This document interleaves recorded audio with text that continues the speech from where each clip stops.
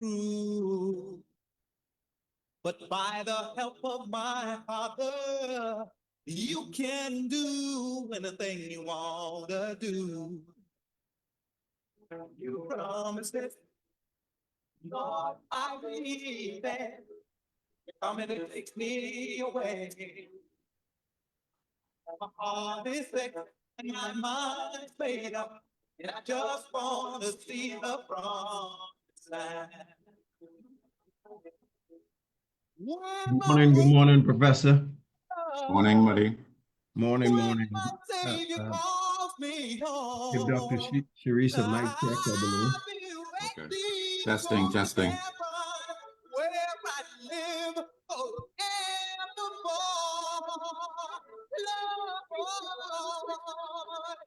Lord, I believe that my heart I just want to see the land.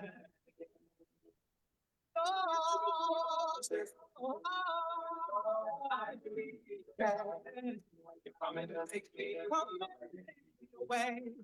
My heart wants to see the promised land.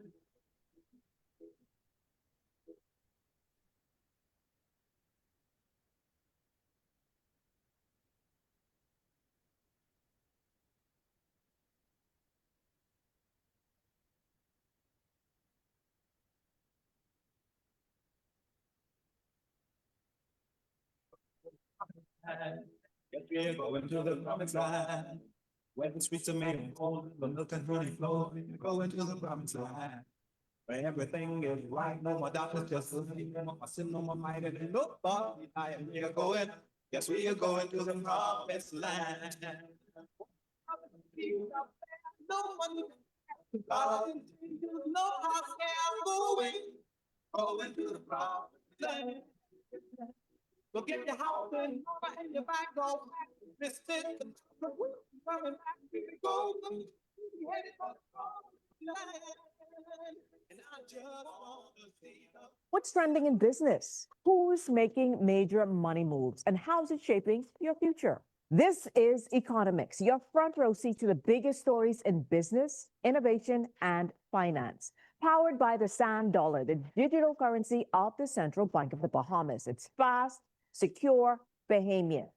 We're breaking down the numbers, the news, and what it means to you. Tune in every Thursday at 6 p.m. for the trends, the insights, and the stories that matter. Get informed, get inspired, get in the mix with Economics. Are you yearning for purpose, clarity, and a renewed sense of hope? Well, join us every Wednesday at 3:45 p.m. for Grace Encounter with Apostle Dr. Jan Jones. You're doing a good thing. The season has shifted. Tell your neighbors that I am in that shifting season. Unveil the mysteries, embrace the miracles, and tune in to embark on a life-altering experience on ZNS Inspiration 107.9 FM. The ZNS Radio Network is the only Bahamian radio network that's heard everywhere in the Bahamas and the Turks and Caicos Islands. From 107.1 in Bimini to the Light 810 AM and Power 104.5 in Grand Bahama to Nassau's Inspiration 107.9 FM to the National Voice 1540 AM throughout the Family Islands and into the Turks and Caicos Islands. The ZNS Radio Network is the only one that brings the best in music, the latest in news, sports, and weather to every settlement in the archipelago and the Turks and Caicos Island. The ZNS Radio Network, the only one that's heard everywhere in the Bahamas and the Turks and Caicos Islands. Because isn't that what a real Bahamian radio network should do? For motivation, education, and inspiration.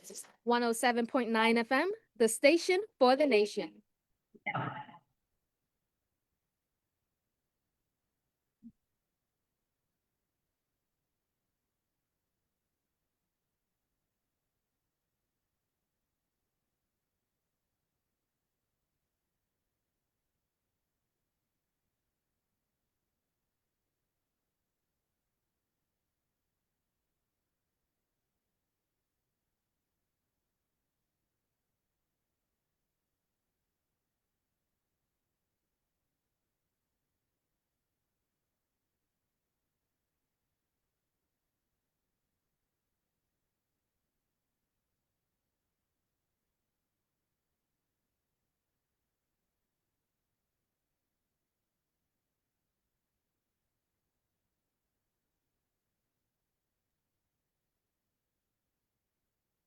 Good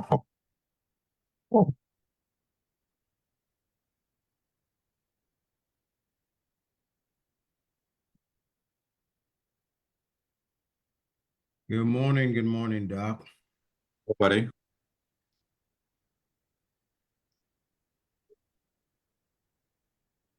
Beautiful morning, everybody. Everybody knows it's 9 o'clock. It's about that time. Morning break to swing the baton over to Morning Grace.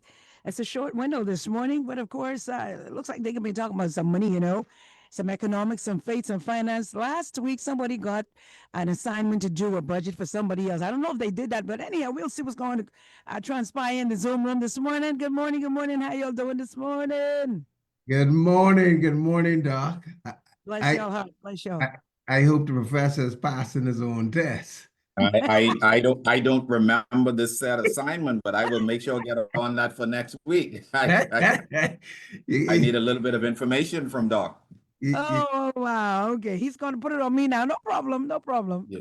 You cannot have the professor failing his own exam, right? That's No, not no. First out of the gate, the newest semester in the school year. That's what I'm Yeah. saying, right? Yeah, Professor. I mean, That sounds like a pop quiz she gave me though. That I wasn't prepared. yeah, I spoke to a teacher last night and they were discussing their homework, and I'm saying to myself, I cannot believe you giving kids homework first day Already. It's like, are you serious? So, Professor, you got your exams cut out for you, man. Good morning to both of you. Take it away. Good morning, Doc. Again, thank you so much. Inspiration 107.9 FM. Thank you so much for your story sharing. And Mama B really put it on you this morning. It sounds as if you wanted to cry, but that's another story for another time. Yeah. So but She encouraged my heart. yeah, it is the reality of life. And sometimes we hope and wish that, challenges are not a part of it, but it's called life, and how we navigate and how we deal with those things speaks to the kind of quality of life that we can have. So again, thank you so much. And we're having this conversation this morning with Professor Russell. Let me just take a minute, Russ, before the time expires. September, Mr. Russell, in case you didn't know, is the second best month in the year. And now he wants to start a war. I signed out, right? I hope you bottle ready. You don't want to go there. Well, I'm leaning, Doc. I'm leaning, September have some power hitters, man, When I look at September, it almost cost me to say, well, Lord, you put me in December rather than September, but I have to accept that September is the second best month in the year. Of course, my wife's birthday is on the countdown. We're in 24 hours countdown. Her birthday is tomorrow.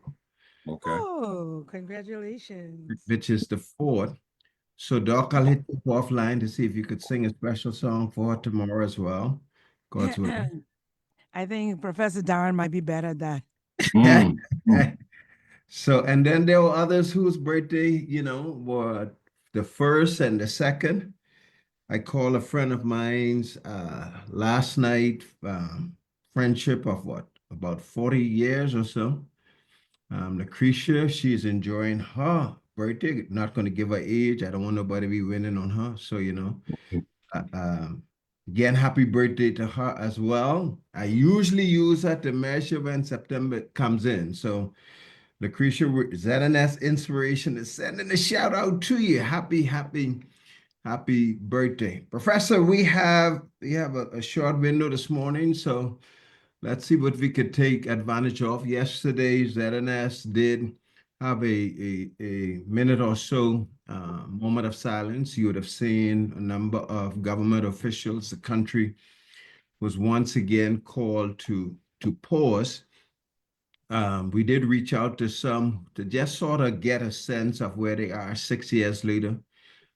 As we know, this is a sort of marking moment for all of us. Hurricane Dorain, I believe, is forever etched into our minds, whether we are from Abaco or Grand Bahama. I think you're a combination of both.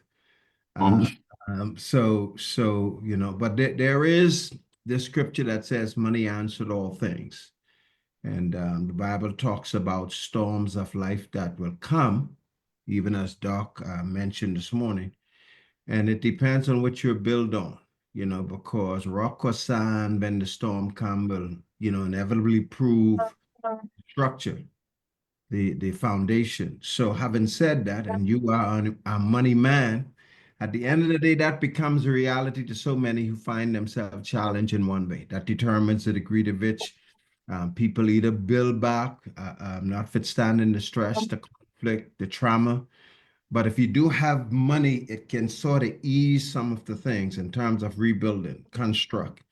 So I'm gonna sort of let it go for you. Tell us where are we today in terms of rebuilding? Have we learned the lesson of Doreen? Have we put in place the necessary building blocks that can help us mitigate against those challenges? Or have we not taken the lesson to redirect how we go about whether it be building or insurance, governmental things, or whatever? I'm taking in your space, Professor. Good morning to your audience, Brother Glenn. Good morning to the nation. I do believe that we, during the catastrophe of Dorian, which was unprecedented on any scale, it will go down on record as the worst hurricane in the history of the Bahamas. The mere fact that so many of us, our brothers and sisters in Abaco and Grand Bahama are still here is only a testament to God's grace and mercy. Absolutely. That I remember where I was here in Nassau when the storm struck, and the panic of my friend, specifically because she was from Abaco, had a lot of friends in Abaco, but she at the time was in law school in the UK and could not get any information and would call me, text me to find out what's going on, reach out to her loved ones, find out from the authority what's going on. And it was just a time of panic, but also a time of heroism, a time of charity, a time of love for your fellow man. So amidst the tragedy, Bahamians showed up for one another in a dramatic way. Our foreign brothers and sisters, we know after the aftermath, assisted in a tremendous way. The world really came to our aid. I do not know if we as a country would have survived had it not been for all the multifaceted ways in which we were assisted and the pure resilience of the Bahamian people. Mm-hmm. You could argue that the government did its best, but I think a lot of people did not give the government of the day at the time high marks on their performance. Mm-hmm. We were seen to be, let me say, inadequate in our preparation, inadequate in our response, and our post-recovery efforts. Mm-hmm. And I think that had more to do not with the heart of people, but more with the capacity with which we had prepared for storms historically. Mm-hmm. I don't believe that any other government, any other administration, truthfully would have performed any better because the assets were not in place. We did not have amphibious vehicles. We did not have massive Caterpillar-like 40-foot container temporary generation capacity on an island or near island. We didn't have C-130 massive cargo ships to fly in aid. We did not have the amount of vessels, the amount of food pantry storage capability, the ability to generate fresh water from reverse osmosis that was portable. So there are many things we did not have the adequate hurricane shelters. And I don't even know if we did, it would have manifested in a way that would have saved any more lives, because that storm, the building codes of the day, even as stringent as they were, nothing survived, Brother Glenn, just nothing survived.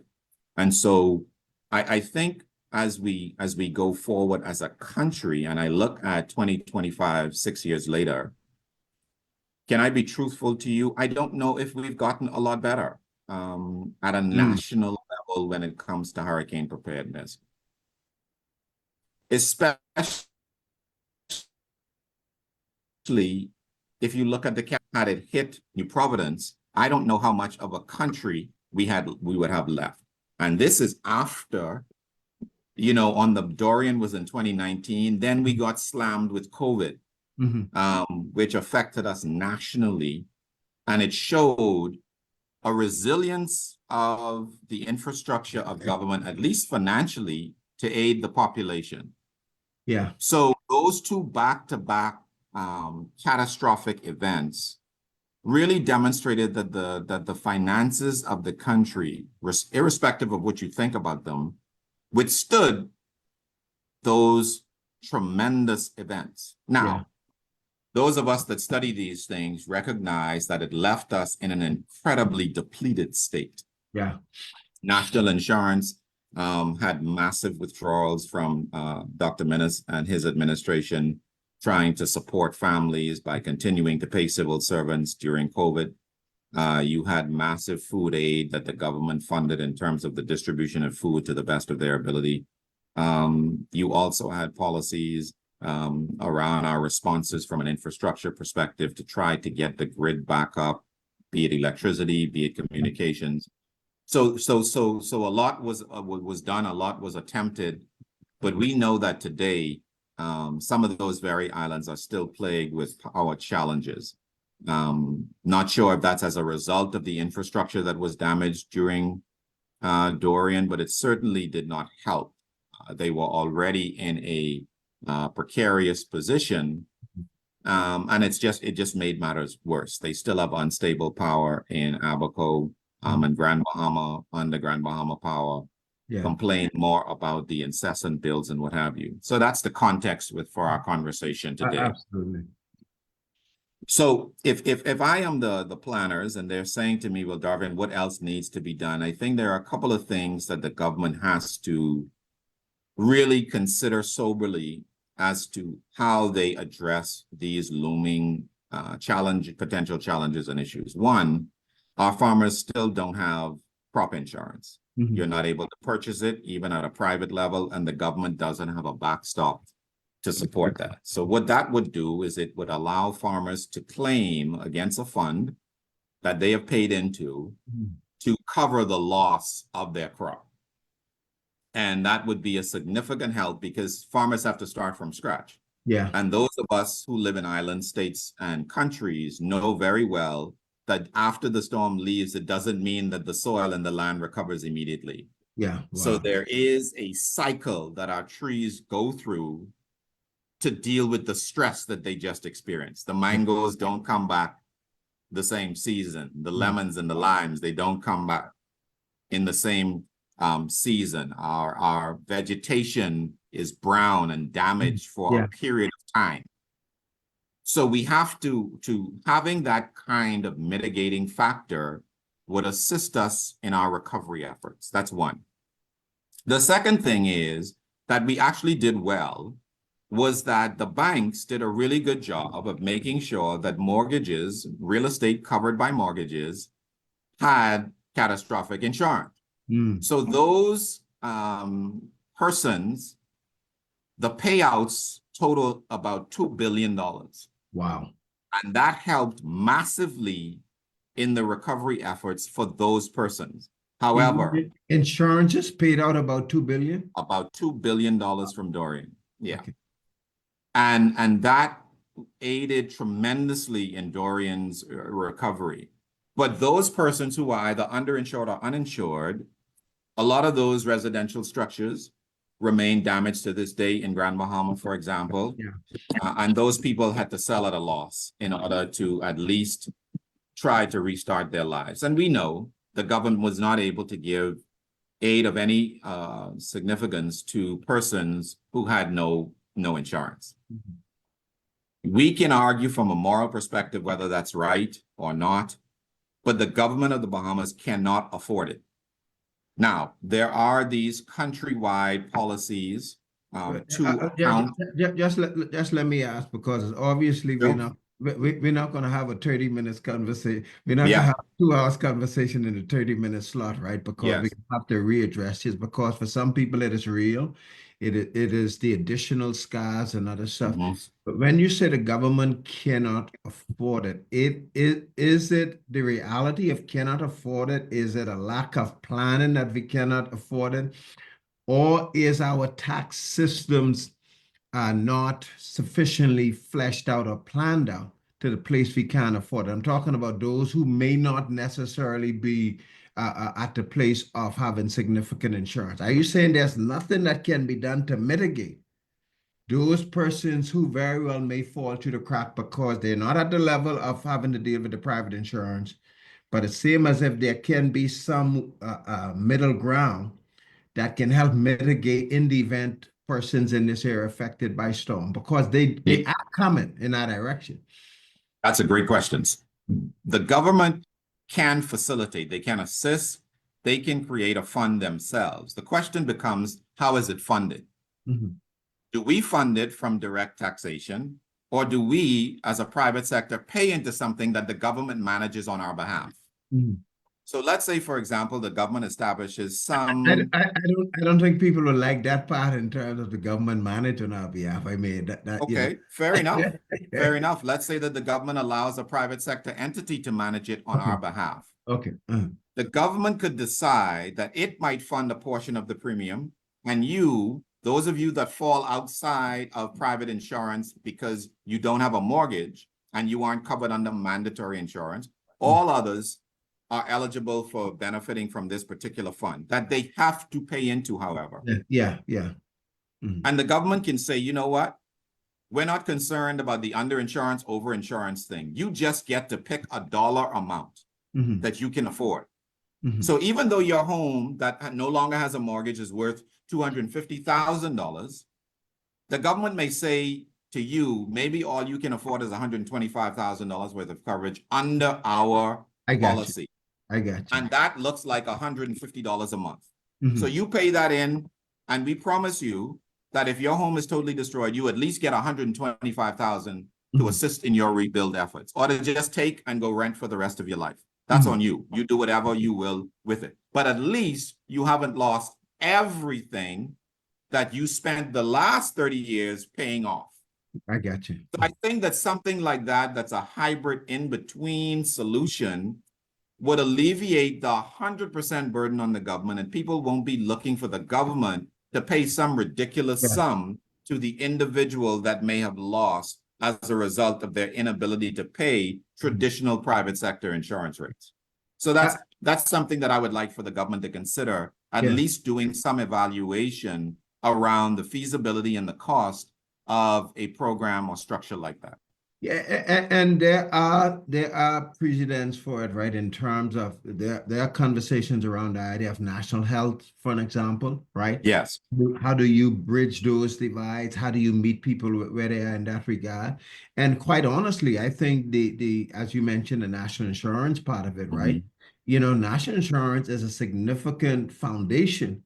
Yes. It already have basically the data system. So in a lot of ways, a lot of these national things can be fed through that, provided it has its own block, its own payment, its own specificity. And the reason I'm bringing all of these up is precisely for the reason that you mentioned in terms of consideration. From your knowledge base, sometimes you in the space of understanding the thoughts, the thinking of persons who run in for office politically, et cetera, are you aware of any conversations in that regard? Or is it that we haven't taken into account that, you know what, this thing is built on sand versus rock? Are we preparing to take the steps so that the Doreen kind of impact cannot affect us to the degree to which it has? I am not aware of any of these kinds of conversations taking place. I think where the government's efforts are now focused is on either mitigating the level of damage.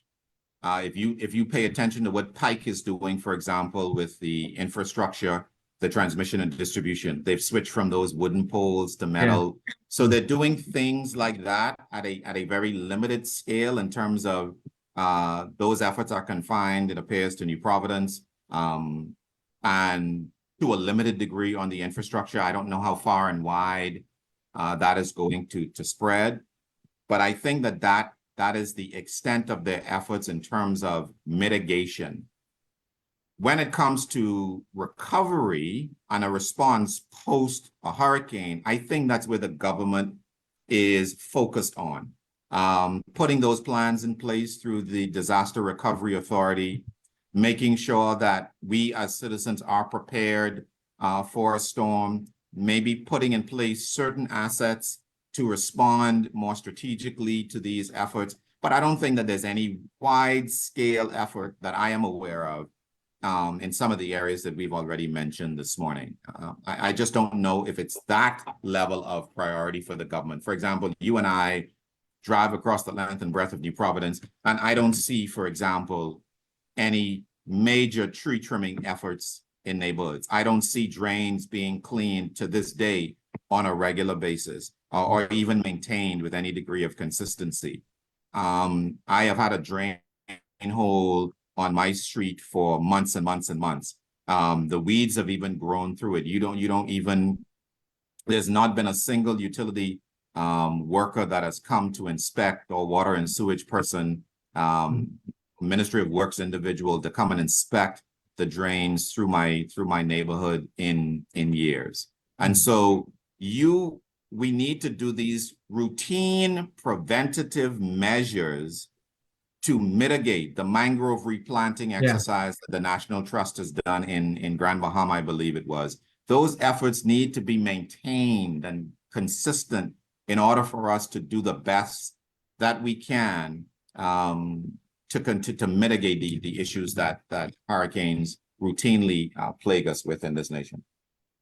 Well, again, Professor, these are meaningful conversations to be had. We basically only seem to dive into one area. And one of the reasons I believe this conversation foundationally is an important one is because it is one thing to have to go through the storms, right? It is the other thing in terms of what preparation. And there is since this conversation is around faith and finances, there is a faith component to it, right? It's not as if the Bible is a book that is abstract. You know, it talks about building blocks. It talks about no man going to war except they consider the cost. And so I'm sort of asking it in that context, that having gone through the pain, one would think, right? And maybe these forums are meant to help to provoke that kind of conversation. One would think that in addition to the things that you mentioned, setting the food aside, and perhaps I know in Abaco, for an example, they may soon be opening a hurricane shelter there. But one would think these kinds of conversation is before us. So let me ask you this in this context. Can the Bahamian people afford not to put into a fund like that if we were given an opportunity? Is it too costly? Is it too tax more? Or can one say if we, let me use this term, damned if you don't, damned if you do? I would never say it's too costly because we don't even know the cost. What I would say is the majority of the responsibility rests on you as an individual Bahamian. I would say, as for me and my house, we will serve the Lord, right? So as for me and my house, we bear the responsibility of being prepared. So you said it very accurately. You have to have your food pantry in stock. You have to fill your tubs with water. You have to buy and put up your hurricane impact windows or the hurricane shelters on your frames on your window. You have to trim the trees in your yard. You have to make sure that you have placed the sandbags in front of your door. That's what you have to do, because the government will never build enough shelters to accommodate all of us on any island if we have to flee for shelter. Our best defense against a hurricane is what it's always been: building the best structures possible for you to reside in, moving to the center of your home and buckling down through the storm. It is virtually impossible, Brother Glenn, for us to expect the government to have shelters to accommodate in New Providence some 300,000 residents if we need to flee. If that is the case, we would basically need to build twice the housing that currently exists. It's impractical. So that's not the solution, right? Yeah. But we're smart all the time. And if we, for our listeners out there, please allow us to put a pause on this conversation given the 9:30 hour. We're gonna probably speak with Professor to see if he could bump up his date early next week to see what kind of conversation we could continue in that regard. But I just want to sort of say it in this way. I'm talking in the context of collective. What can we do collectively? We do appreciate all of those things lie upon us individually, but in the context of a commonwealth, because at the end of the day, whether we are affected or not, we are going to have to chip into the overall structure of our community. So there is this collective component. Let's continue this conversation, Professor. You got about 30 seconds or a minute or so, but how do we sort of land the plane in terms of what you're thinking? Yes. On the one hand, examine where we are, what it is you want the audience to think about in terms of how can we move forward in the event things like this happen, that we're better prepared for it. So here's what I would love for us to do. You go to a church, I go to a church, you are active in your church. Let's do something radical as fellow believers. We can sit down as a church body at your individual church level or collectively at churches across this nation, talk to the folks at the Cooperative League, and develop our own insurance co-op for our members and citizens. That could possibly touch every vulnerable person in this nation. The churches need to have the integrity to manage those funds, but we can contribute as a body of Christ, as a body of believers, into and establish the first ever national insurance co-op specifically geared toward assisting our congregants if something catastrophic or when something catastrophic would occur. So that's what I would leave. That's the homework I would leave for the audience. We have to leave. Dr. Suresh telling us to get out of there. 9:30 program. Destiny Moment. I'm Faith Touch, I think it is. But it's a good conversation. It sounds as if you already have the blueprint layout. So maybe that is your homework. Okay. That you will present in terms of what is possible. This is conversation with Professor Darvin Russell of Orkin Group. And again, thank you so much for being a part of the Morning Grace conversation. Early rise, gotta go, 9:30. Get out of here. Have a great day, everybody.